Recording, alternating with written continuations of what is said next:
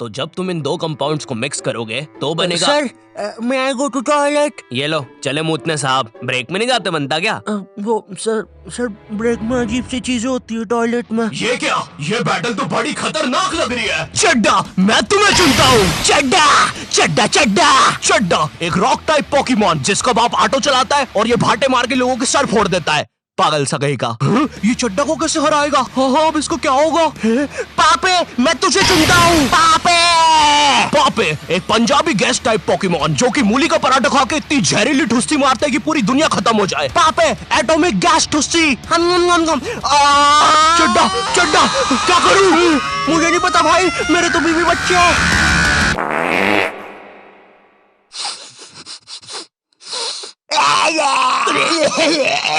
Teenagers. नहीं, ये video ऐसे स्टार्ट नहीं होगी। ये तो बस मैं तुम्हें बताना चाहता था कि ब्रेक में बॉयज टॉयलेट में कैसी हरकतें होती है, और ये भी बस उसका 1% था। गर्ल्स टॉयलेट के बारे में मुझे ज्यादा पता नहीं है, या मुझे पता है। नहीं, मुझे नहीं पता, या मुझे। मीनवाइल इन गर्ल्स टॉयलेट,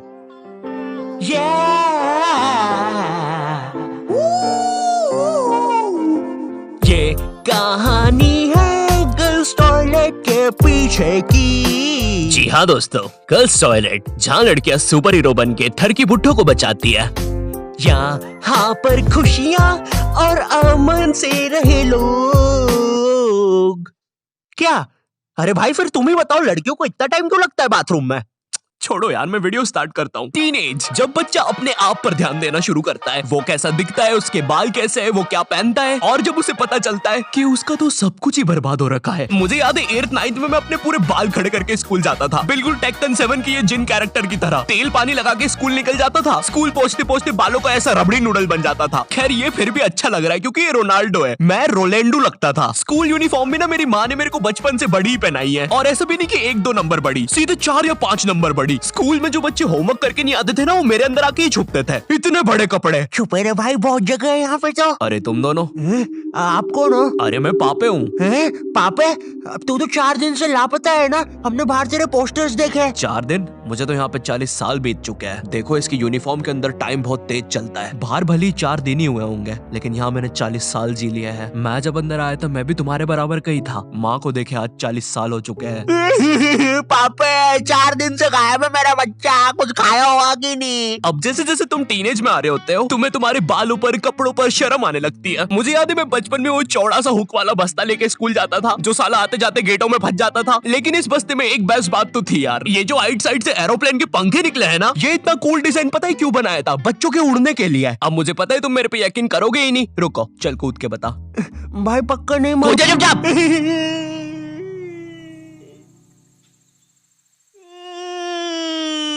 मैंने तो बोले।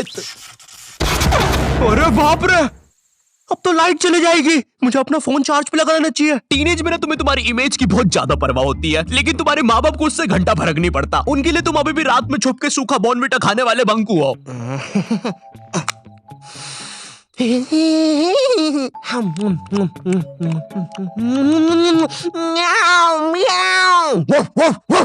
बॉर्नविटा सूखा तो बिल्कुल ना खाने दे बच्चों को। भाई मेरी इमेज की तो ना पहले से ही धज्जियां उड़ रखी थी मेरी मम्मी की वजह से। मैं ना स्कूल बस से जाता था, और डेली जैसी मैं बस में चढ़ने वाला होता था, उसी समय मेरी मम्मी को याद आता था, अरे ये दूध पीना तो भूल ही गया। भगते भगते उबलता हुआ दूध और बादाम लेके मेरी मम्मी बस के सामने खड़ जाती थी कि जब तक मैं वो उबलता हुआ गरम गरम दूध खत्म नहीं करूंगा कोई कहीं नहीं जाएगा। भाई मेरी माँ एक दूध के गिलास और 2 बादाम के साथ पूरी बस हाईजैक कर लेती थी। अब ना सारा प्रेशर मुझ पे होता था, क्योंकि मुझे वो 100 सेल्सियस का लावा जितना गर्म दूध 10 सेकंड में गटकना है। क्योंकि अब बस के सारे बच्चे इंक्लूडिंग ड्राइवर और कंडक्टर भैया सबकी नजर मुझ पे ही है। वो गर्म दूध गटकने के बाद मेरा गला कुछ ऐसा हो जाता था। वैसे ये मेरी फोटो लीक कौन कर रहा है बे? टीनेज में तुम्हारे माँ बाप तुम्हारी प्राइवेसी की धज्जियां उड़ा के रख देते हैं। एग्जाम्पल के लिए अगर तुम अपना फोन कहीं छोड़ के जाओगे, ये पक्का चेक करेंगे, और अगर तुम बोल के जाओगे मेरे फोन पे किसी का भी फोन आए तो उठाना मत, फिर तो पक्का उठाएंगे। और चलो फोन उठा लिया, कोई दिक्कत नहीं है, लेकिन अब बात भी तो करो सामने वाले से। फोन उठा के चुपचाप खड़ जाएंगे। इनको पता लगाना होता है कि सामने वाला कौन है, क्योंकि इनको लगता है कि तुम्हें बस लड़कियां ही फोन करेगी।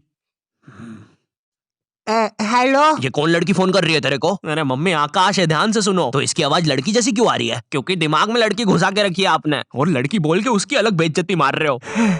क्या सच में मेरी आवाज इतनी लड़की जैसी है? कहीं मैं सच में तो लड़की नहीं? बहुत हो गया, अब मैं अपनी शक्तियों का गलत इस्तेमाल करूंगा। और इसी तरह आकाश ने अपनी शक्तियों का गलत इस्तेमाल शुरू कर दिया। बेबी एक बार फिर से बोलो ना प्लीज ना। रिचार्ज करवाओ ना सोना बाबू। विंगाडियम लेवियोसा। सुनो सुनो, मेरी सारी जायदाद मेरी बेबी के अकाउंट में डाल दो। और हाँ, 253 का रिचार्ज। 256 का बाबू।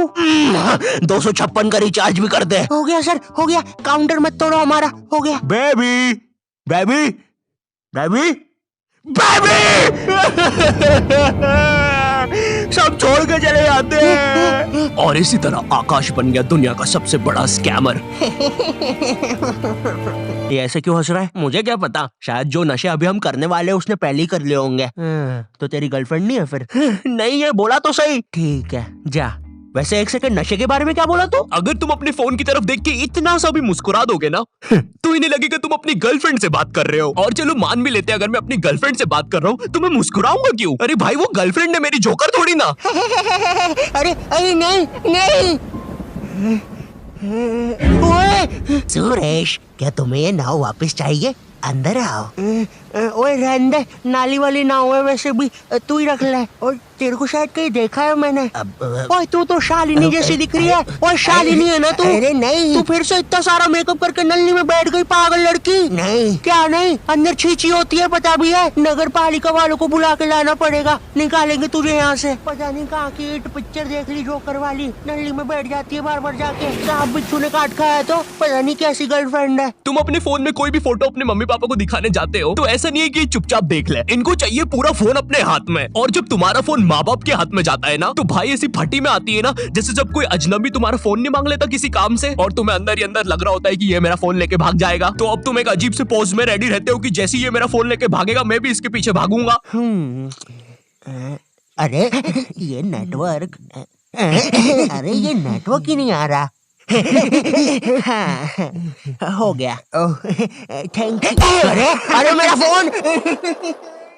वो तो मेरा ही आदमी था।